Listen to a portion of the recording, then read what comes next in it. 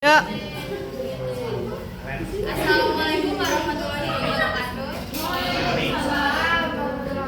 Perkenalkan, nama saya Tiara Ayu Rasani, NIM 64. Saya di sini akan mempresentasikan hasil kerja saya.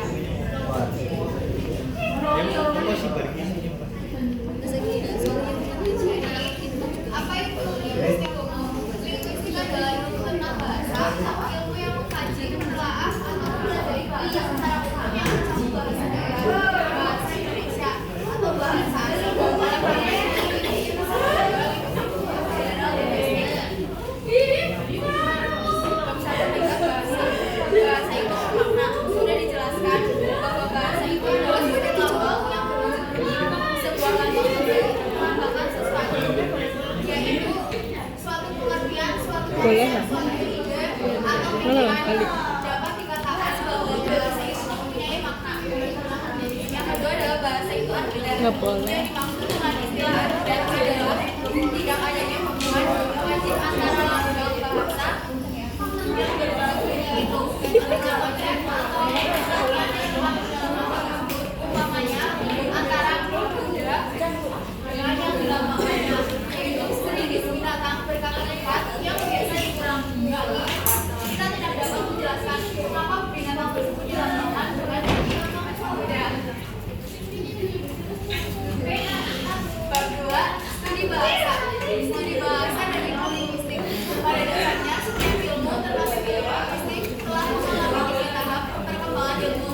Tahap pertama yaitu spekulasi. Dalam tahap ini, pembicara mengenai sesuatu dan cara mengambil kesimpulan dilakukan dengan sikap spekulatif. Artinya, kesimpulan itu dibuat tanpa didukung oleh bukti-bukti empiris dan dilaksanakan tanpa menggunakan prosedur-prosedur tertentu. Dalam studi bahasa sebelumnya, orang mengira bahwa semua bahasa di dunia ini diturunkan dari bahasa Ibrani. Maka orang juga mengira Adam dan Hawa memakai legenda yang menyatakan bahwa pada zaman dahulu manusia hanya punya satu bahasa. Akan tetapi karena keracunan cendawan, mereka kemudian berbicara dalam berbagai bahasa, sehingga timbul kekacauan dan manusia berpencar ke segala penjuru dunia.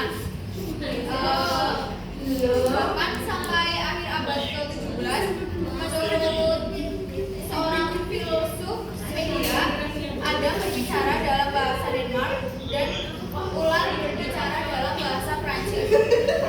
Semuanya itu hanyalah spekulasi yang ada pada zaman sukar gitu. Ketiga, dasar-dasar fonetik. Hakikat fonetik. Kalau kita mendengar orang berbicara, akan kita dengar rangkaian bunyi bahasa yang berkesinambungannya.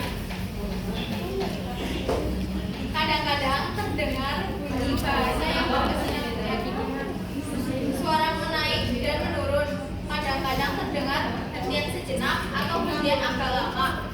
Kadang-kadang terdengar tekanan keras atau lembut dan kadang-kadang terdengar pula suara kemanjangan dan suara biasa.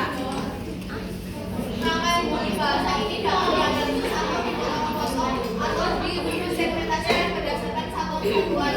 Misalnya, satuan bunyi dalam bahasa Indonesia berikut. 1.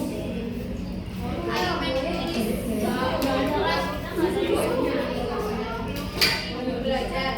Pada tahap pertama, keterangan ini dapat disegmentasikan berdasarkan adanya